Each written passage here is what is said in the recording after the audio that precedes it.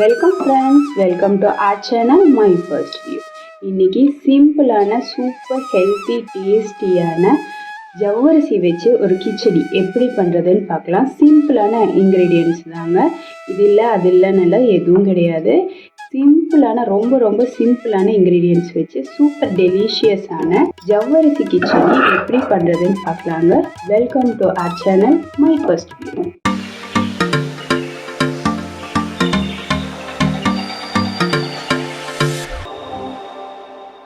இங்கே பார்த்தீங்கன்னா நம்ம ஜவ்வரிசியை ஃபஸ்ட்டு ஒரு 2 தண்ணி நல்லா கழுவிட்டு அதுக்கப்புறமா தண்ணி விட்டு ஒரு 6 மணி நேரம் போல் ஊற வச்சிருக்கோம். இது ஊற வைக்கிறது சும்மா நம்ம இட்லி அரிசி ஊற வைக்கிற மாதிரிலாம் ஊற வைக்க முடியாதுங்க. இப்போ இது 1 கப் ஜவ்வரிசி. இது பார்த்தீங்கன்னா நைலான் ஜவ்வரிசி கிடையாது, இது மாவு ஜவ்வரிசி. பாருங்க இந்த அளவுக்கு சாஃப்டா நல்லா ஊறி இருக்கு. இது 6 மணி நேரம் ஊற வைக்கணுமா அப்படின்னா கண்டிப்பா 6 மணி நேரம் ஆகுங்க. நைட்டே ஊற வச்சுட்டீங்க அப்படின்னா நம்ம காலையில செய்யறதுக்கு கரெக்டா இருக்கும். இல்லை நீங்க காலை நேரம் போல செய்தீங்கன்னா ஈவினிங் டைம்ல இது செய்யறதுக்கு கரெக்டா இருக்கும். இப்போ இந்த ஜவ்வரிசியை ஊற வைக்கிறது எப்படின்னு பார்க்கலாம். இப்போ 1 கப் அளவுக்கு ஜவ்வரிசி எடுத்தீங்க அப்படின்னா தண்ணியில நல்லா கழுவிடுங்க.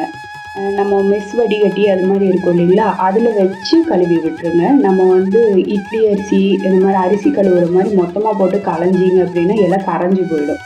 அது மாதிரி இல்லாமல் மெஸ் வடிகட்டியில் வச்சு சும்மா ரன்னிங் வாட்டரில் அப்படியே அலசினீங்கன்னா அந்த மேலால் இருக்க அந்த மாவெல்லாம் வந்துடும். இப்போ 1 கப் அளவு ஜவ்வரிசிக்கு 1 கப் அளவுக்கு தண்ணி தான் விடணும். அந்த மெஸ்ஸில் நம்ம வடிகட்டும் போது சுத்தமாக தண்ணி எதுவும் இருக்கக்கூடாது. அப்படின்னா 1 கப்புக்கு 1 கப் அளவு தண்ணி விட்டு 6 மணி நேரம் ஊற வைக்கணும். இல்லை நம்ம பாத்திரத்தில் இது போல் நம்ம அரிசி களையிற மாதிரி கழுவி ஊற வைக்கிறோம் அப்படின்னா 1 கப்புக்கு 3/4 கப்பு தண்ணி விட்டால் போதும். ஏன்னா அடியில் கொஞ்சம் தண்ணி நிற்கும் இல்லைங்களா, கொஞ்சம் 1 ஸ்பூன் அளவு இருந்தால் கூட உங்களுக்கு பெருசா அப்படின்னு யோசிக்காதீங்க. அதுவும் கீழே கொஞ்சமாக நமக்கு குழஞ்ச மாதிரி ஆகிடும். அதனால தான் நம்ம சொன்னது. மெஸ்ஸில் வச்சு வடிகட்டினீங்கன்னா 1 கப்பு ஜவ்வரிசிக்கு 1 கப் அளவுக்கு தண்ணி கூட சேர்த்திட வேணாம். குறைய இருந்தாலும் தப்பு கிடையாது. இது இதில் ரொம்ப முக்கியமான விஷயம். இது அடுத்ததாக இங்கே நம்ம உருளைக்கிழங்கு வேக வச்சு வச்சுருக்கோங்க. பார்த்தீங்கன்னா 3/4 பதம் தான் வேக வச்சு வச்சுருக்கோம். நல்லா குழைவால வேக வைக்க கிடையாது. வேக வச்சுட்டு இது போல் கட் பண்ணி வச்சுருக்கோம். அடுத்ததாக வேர்க்கடலை பார்த்தீங்கன்னா இங்கே நம்ம ஒரு 1/4 கப் அளவுக்கு எடுத்துருக்கோங்க. 1/4 கப்பில் இருந்து 1 ஸ்பூன் அதிகமாக எடுத்துருக்கோம்.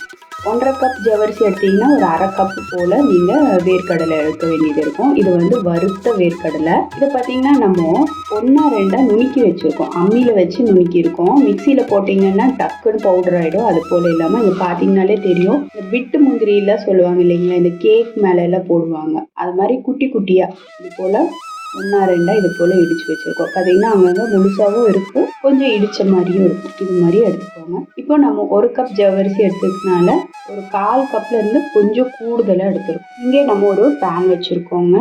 இதில் ஒரு 2 டேபிள் ஸ்பூன் அளவுக்கு உருக்கிய நெய் சேர்த்திக்கிறேன். நான் இங்கே இதுக்கு நெய் சேர்த்தா தான் நல்லாயிருக்கும். இப்போ நெய் நல்லா சூடானதும் சீரகம் பார்த்தீங்கன்னா ஒரு 2 டீஸ்பூன் போல் சேர்த்திடலாம். இப்போ சீரகம் பார்த்தீங்கன்னா பொரிஞ்சிடுச்சு.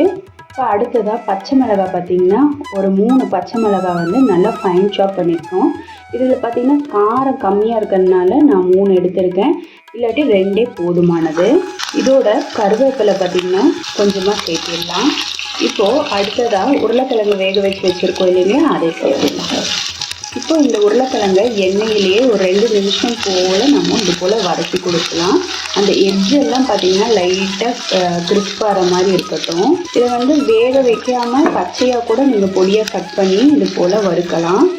அதுக்கு வேகிறதுக்கு கொஞ்சம் டைம் பிடிக்கும். இது பார்த்திங்கன்னா ஈஸியாக இருக்கும் நம்ம வெந்த உருளைக்கிழங்கு சேர்க்கும்போது.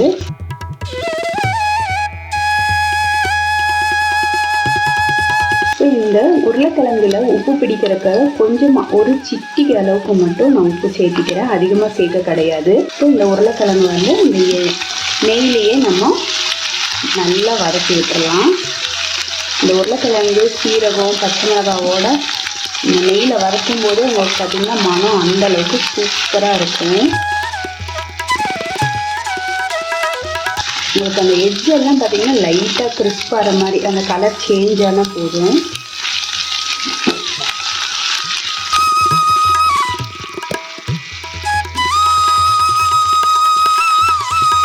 நம்ம 1.5 கப் ஜவ்வரிசிக்கு பார்த்தீங்கன்னா ஒரு 2 உருளைக்கிழங்கு எடுத்தால் போதுமானது. நான் இப்போ பார்த்தீங்கன்னா ஹை ஃப்ளேமில் வச்சு தான் இந்த உருளைக்கிழங்கை வதக்கிட்டு இருக்கேங்க. நம்ம உருளைக்கிழங்கு பார்த்திங்கன்னா வெறுமனே இது போல் செய்தால் கூட நமக்கு சாம்பார் சாதத்தோடலாம் வச்சு சாப்பிட்றதுக்கு ரொம்பவே சூப்பராக இருக்குங்க. இது மேலே லைட்டாக இந்த பச்சை மிளகாய்க்கு பதிலாக சில்லி ஃப்ளேக்ஸு அது மாதிரி தூவினா கூட நமக்கு ரொம்பவே சூப்பராக இருக்கும். இப்போ பார்த்திங்கன்னா அந்த எஜ்ஜெல்லாம் நல்லா கொஞ்சம் மொறுன்னு வந்திருக்கு, பார்த்திங்கனாலே தெரியும். இருங்க காட்டுறேன் பாருங்கள். இந்த எஜ்ஜெல்லாம் கொஞ்சம் அப்படியே மொறுன்னு மாதிரி ரெடியாக இருக்குது. நம்ம ஓவராக உருளைக்கிழங்கு வேக வச்சிட்டோம்னா நமக்கு என்ன ஆகும்னா கரைஞ்சிடும். அந்த எஜ்ஜெல்லாம் பார்த்திங்கன்னா ஷார்ப்பாக இல்லாமல் கரைஞ்சிடும். அதனால் ஒரு 3/4 பதம் போல் வேக வச்சிட்டோம்னா இப்போ இது போல் நெய்யில் வதக்கும்போது மீதி வெந்துடும். நமக்கு ஷேப்பும் நல்லாயிருக்கும், சாப்பிட்றதுக்கும் நல்லாயிருக்கும். நமக்கு லைட்டாக ஃப்ரெஞ்ச் ஃப்ரைஸ் ஆட்ட நல்லாயிருக்கும். இப்போ நம்ம ஃப்ளேமை சிம் பண்ணிக்கலாம். அடுத்ததாக நம்ம இந்த இடித்து வச்சுருக்கோம் இல்லைங்களா, இந்த வேர்க்கடலை அதை சேர்த்துக்கலாம். இது பார்த்திங்கன்னா பச்சை வேர்க்கடலை கிடையாது, வறுத்த வேர்க்கடலை தான். ரொம்பவும் பொடியாயிட்டால் நமக்கு நல்லா இருக்காதுன்னா இந்த ஜவ்வரிசியோடு ஒட்டிக்கும்.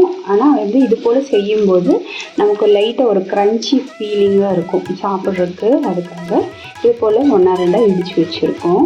அம்மி மேலே வச்சு லைட்டாக ஒரு நகர்த்தினீங்கனாலே போதும். இப்போ பார்த்திங்கன்னா நமக்கு இந்த வேர்க்கடலெல்லாம் நல்லா வறுபட்டுருச்சு. இதுக்கு மேலே விட்டோம்னா நமக்கு கருத்து போயிடும். அதனால் உருளைக்கிழங்கு பாருங்கள், இந்த அளவுக்கு பாருங்கள், லைட்டாக அந்த எஜ்ஜில் எல்லாம் கோல்டு கலரில் இருக்கு பாருங்கள். லைட்டாக எஜ்ஜில் எல்லாம் கோல்டு கலரில் இருக்குது.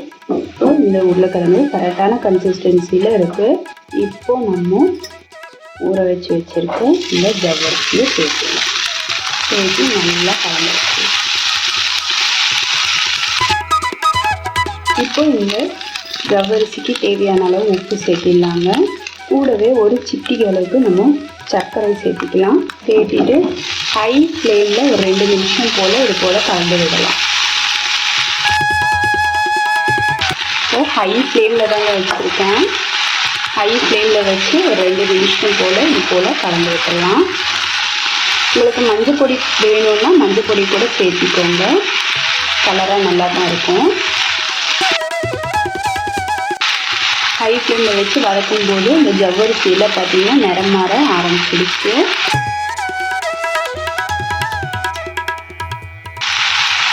இது பார்த்திங்கன்னா நமக்கு ஸ்டிக்கியெல்லாம் இருக்காதுங்க, நல்ல பொலன்னு வரும், ரொம்பவே சூப்பராக இருக்கும். ஸோ ஹை ஃப்ளேமில் வச்சு நம்ம வதக்கும் போது பார்த்திங்கனாலே தெரியும், இந்த ஜவ்வரிசியில் பாருங்கள் நல்ல நிறம் மாறிடுச்சு.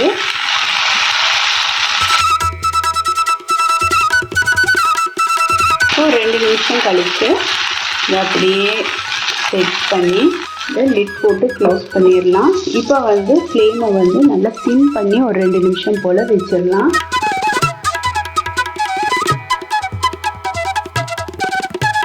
ஒரு 2 நிமிஷம் கழித்து ஓப்பன் பண்ணி இது போல் லைட்டாக உடச்சி விட்டுடலாம். இப்போ ஃப்ளேமை ஆஃப் பண்ணிடலாங்க.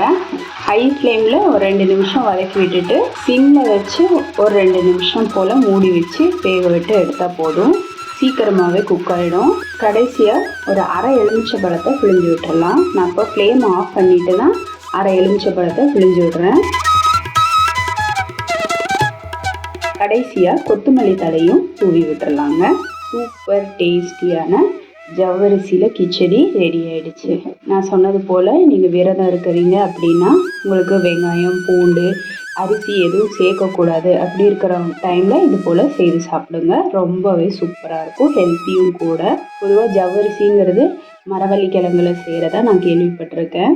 கரெக்டாக தெரியல, கேள்விப்பட்டதை தான் நான் சொல்கிறேன். உங்கள் வீட்லேயும் ட்ரை பண்ணி பாருங்கள்.